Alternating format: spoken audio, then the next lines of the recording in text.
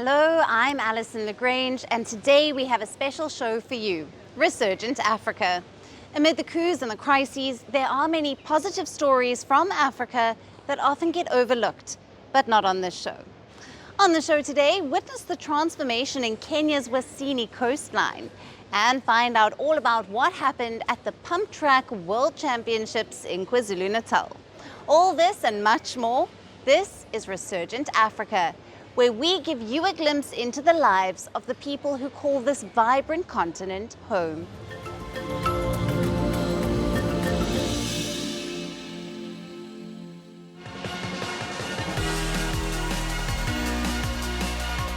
KwaMashu, a vibrant township near the Durban city in South Africa, was abuzz with excitement and enthusiasm this weekend.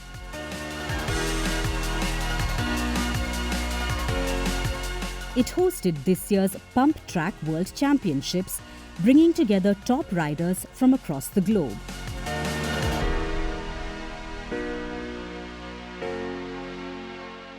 This white frame here that you can see is the starting box. This is where the riders have to line up to get going into this first straight here. The international event brought together the best cyclists from over 20 countries. 60 international riders and 4 local cyclists took part in the mega event. They all reached the final stage after competing in the qualifiers, which were held in some of the most breathtaking places worldwide. From Czech Republic. And there is the big hope for the mountain bikers. But for the climax, the ultimate battleground became KwaMashu, a vibrant township renowned for its rich cultural heritage and spirited community.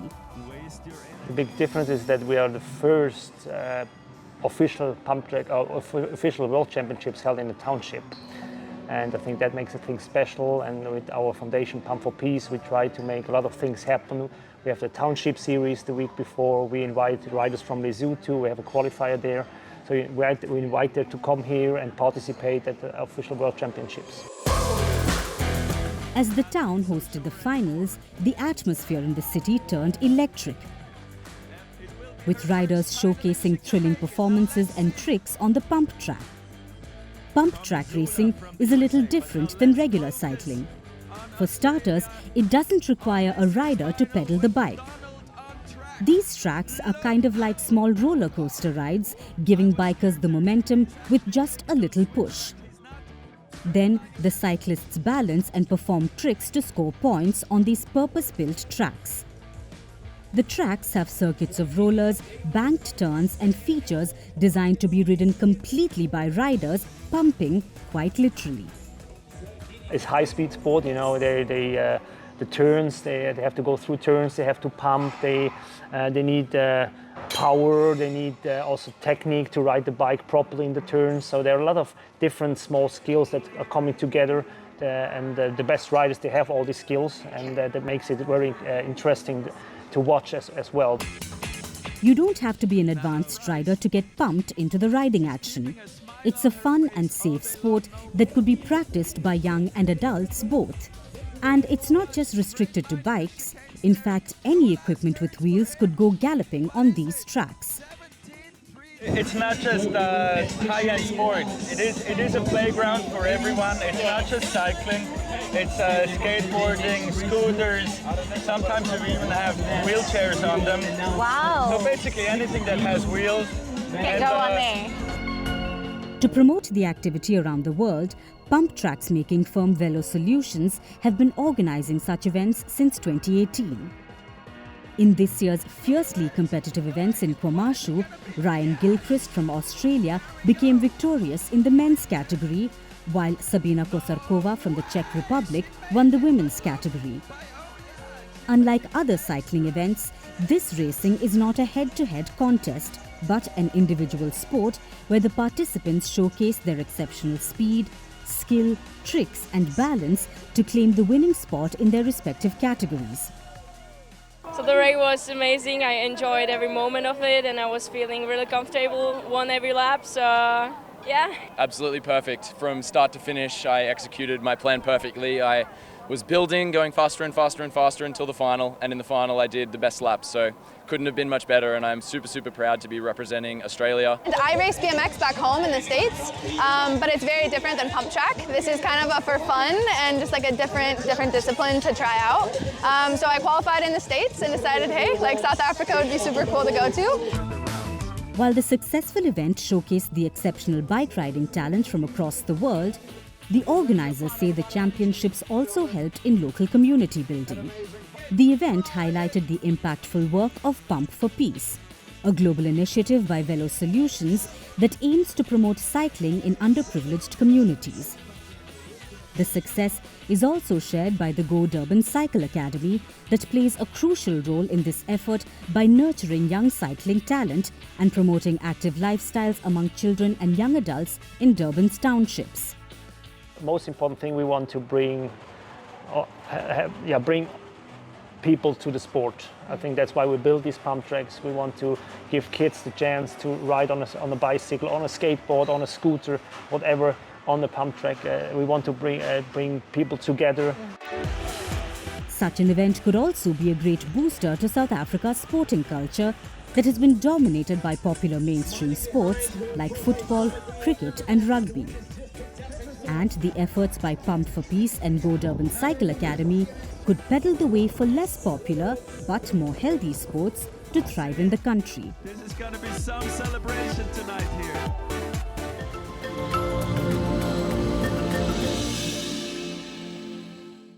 Rape. Even the mere utterance of the word stirs an avalanche of emotions like anger, fear and frustration. For many women, the aftermath becomes a burden of silence, one they carry to the grave. Yet, in recent years, there's been a seismic shift, a rallying cry urging women to break this silence, seek justice, and refuse to bear the shame. At the forefront of this movement is Oliva Ouedraogo from Mali, a woman determined to challenge the culture of secrecy and empower survivors to reclaim their voices. But most of all, she's doing all of this through theatre. I cannot understand that you could be raped, and it's you who is considered dirty, trash. It's you who must hide from the world. Under the dim glow of a single spotlight in a dark room, she holds up a piece of blood-stained fabric, her voice cutting through the quiet with a powerful declaration. Long live the girl. What is the problem that pushed me to write this? Is that even these victims accept this? I'm saying no, you don't have the right to submit to this, to be trampled on, accept this, accept that. No. I have to break this barrier of silence. And in Africa, the barriers are here. Too many.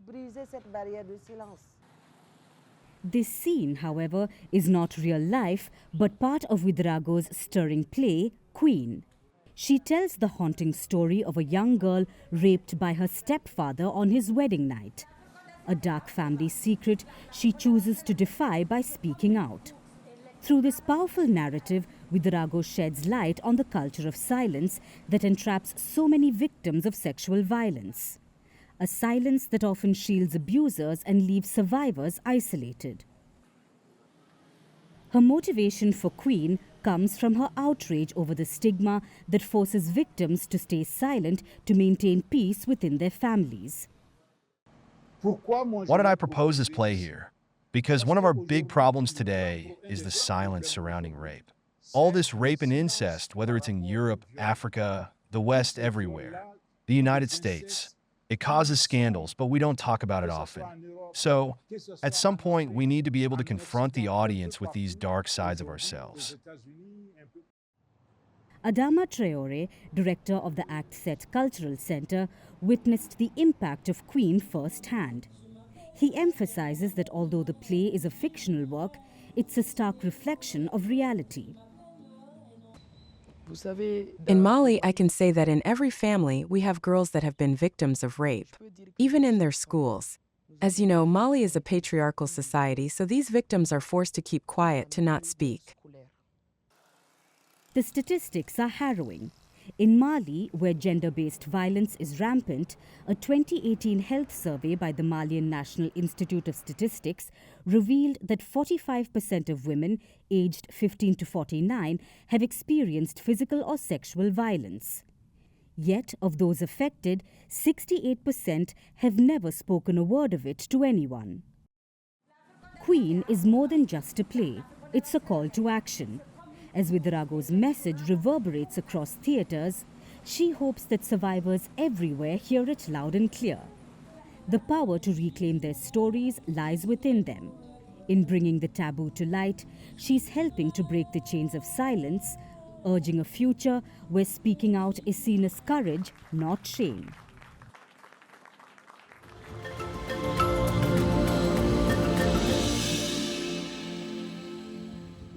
At the heart of Egypt's Sharqiya region, a small village is turning into a learning center. A newly opened community library is spreading culture into the remote area. The library is located in Kafra Abu Nafi, a delta village in Egypt's Sharqiya governorate, far away from the capital of Cairo. Unlike the bustling cities, the remote area had a lack of cultural and learning resources. But thanks to this new library, people have gotten a chance to learn, explore, and express their creativity. The problem was identified by Reem Nafi, an author of children's books, and her uncle Hamdi Nafi. They often found young kids around them spending away their time, bored, dejected, and uninterested. Having no place to gain wisdom hampered the mental growth of the children. It is then that the Nafi family decided to establish a community library to offer learning activities to the village at par with the capital and other big cities. When I looked at the children in the village around me, I found them truly spending a boring time. The child finishes homework if he has some, does everything that can be done, and the rest of the day is empty. There is nothing to be done, no place to go, nowhere that can gather the children of the community to do something useful. When I look at them, I either find them fighting or doing bad things, breaking stuff, throwing stones, or beating the dogs. There is no avenue for them to find a space to develop themselves or dream for a better future. Once the library was up and running, it saw an unusually high demand. So the library operations were put on a structured schedule. It is now open 6 days a week. People are divided into groups and are given time slots twice a week to visit the library. The Learning Center is not just for children, young adults and seniors are also welcome. The library also has volunteers to teach people about things that were once inaccessible in Egypt's rural areas. The library does not only welcome children, but it welcomes youth, women, and even men, anyone who needs cultural support, who is looking for information or need courses of any sort. The founders of the library are on a mission to bring back the culture of reading books and to spread knowledge in an era when everything is just an internet search away, but concerns over inaccuracy and misinformation on social media remain. We notice that there is a very big gap between the book and the reader. Everyone depends on the internet and new things like social media websites, which I don't want to say always, but most of the time have no sources, and there's a lot of wrong information. But the book's author and its publisher are known. The book is an honest friend for culture. The efforts to make books new friends of the people in Delta Village are proving to be successful. It has sown the seeds of curiosity in the village children. Young kids are engaging in education as well as recreational activities at the library. There is a lot of excitement when the library opens. Before the library, I didn't know much about science, technology, and mathematics. Once the library was open, I learned a lot, and I learned how to use the computer. This is one of the most important things that I saw changing. The children are centered around the library, revolving around it. They look for, when the library opens, the timings in which they can come twice a week to the library. With the successful model, the library founders are planning on establishing similar learning centers in thousands of Egyptian villages. They have already started developing a similar project in the Delta city of Mansoura. With more community libraries springing up, they could empower rural Egypt and make sure that education and learning are not beyond anyone's reach.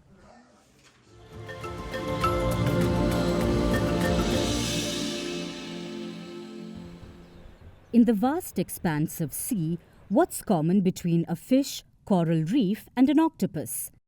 Seagrass, the home of aquatic wilderness. Seagrass nurses the lives of innumerable fish species. They are the Earth's only flowering plant capable of living underwater. Seagrass forms a vital habitat for marine life. Without seagrass, the fish stocks deplete, putting the sea at a risk of becoming a lifeless expanse of brackish liquid. That's what the seawater of this coast was becoming. Kenya's Wasini coastline had its life fished out.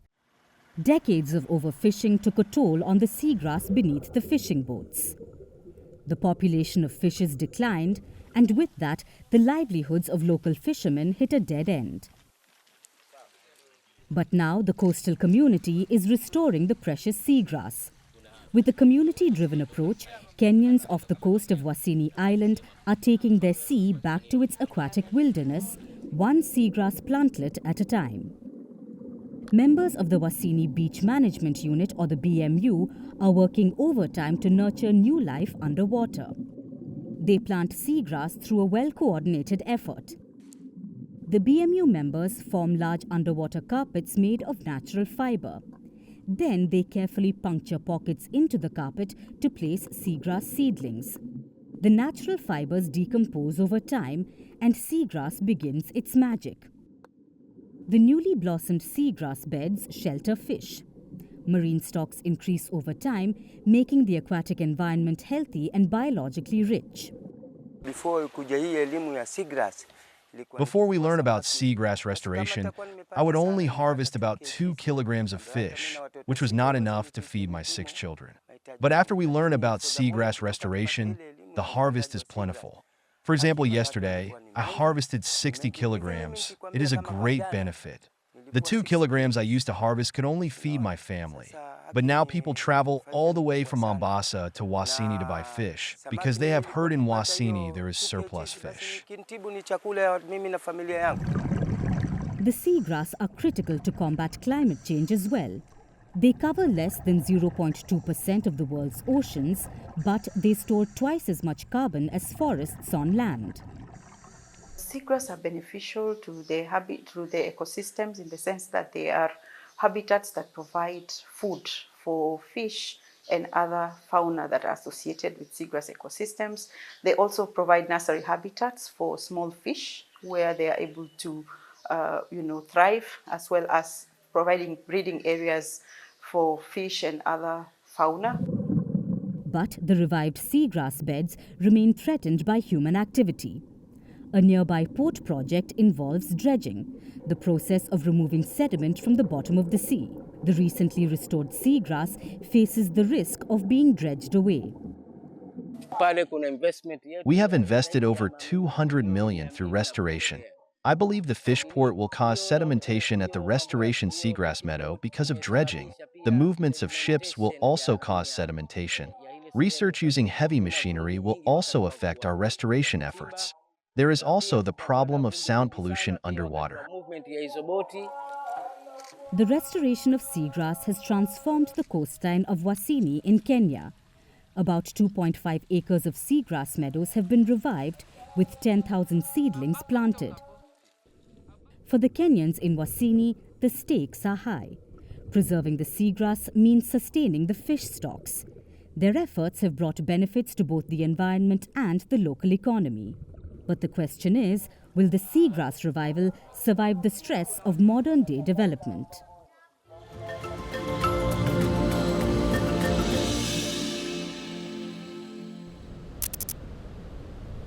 In a country where football, basketball and wrestling are considered the most popular sports, Senegal is now seeing the emergence of a new sporting interest: kickboxing.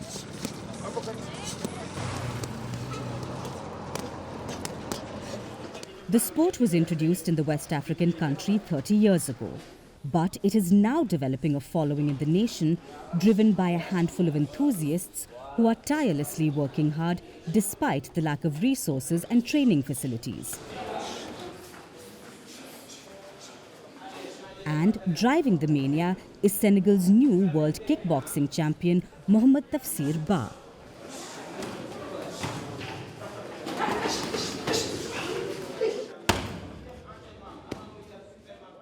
In a dilapidated room of military barracks, he spends hours practicing, smashing uppercuts into the punching bag.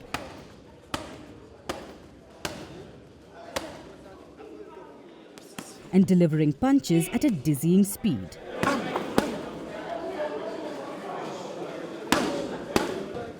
This has been the punishing regime that helped Ba win the 90-kilogram category at the World Association of Kickboxing Organizations, or the WACO World Cup event in Uzbekistan in September.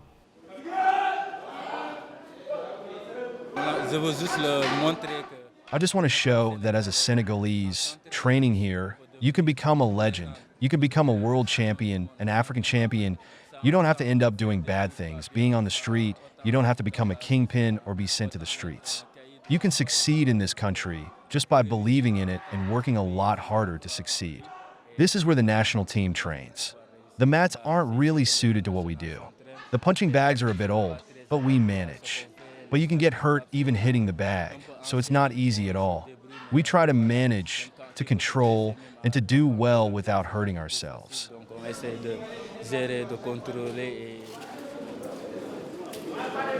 Yet the lack of adequate infrastructure and resources has not deterred the young people, including the Senegalese women, from taking part in the sport.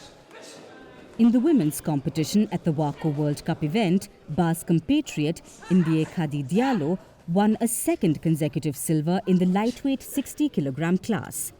Speaking about her love for kickboxing, she reflected on how her journey was not a cakewalk.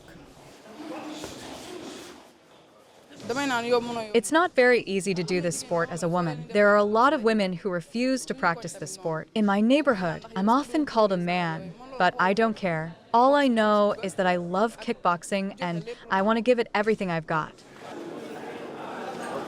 Taking inspiration from Diallo are several more girls who want to join the sport and represent a country where violence against women and girls remains a prominent issue. Moreover, the fitness and mental training that kickboxing requires has attracted several youth to pick up the gloves. Young people, even girls, are starting to join kickboxing clubs. Quite simply, I think that because it's a contact sport, there are a lot of physical and mental aspects to it, and a lot of things that make young people join kickboxing clubs.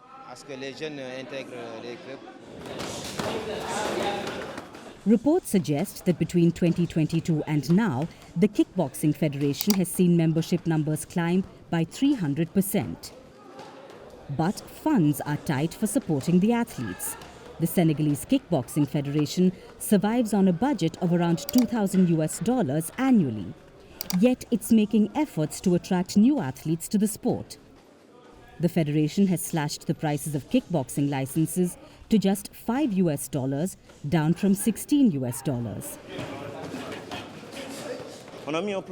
We put in place a 5-year strategic plan in 2021, aiming that we would succeed in becoming world champions in 5 years. The plan was for 5 years, and we've achieved it in 3, because we also gave ourselves the means. We have a lot of internal contributions, but we also have our own resources which we use. Our cash flow comes first and foremost from our own pockets. As you know, it's not easy. We're in a developing country.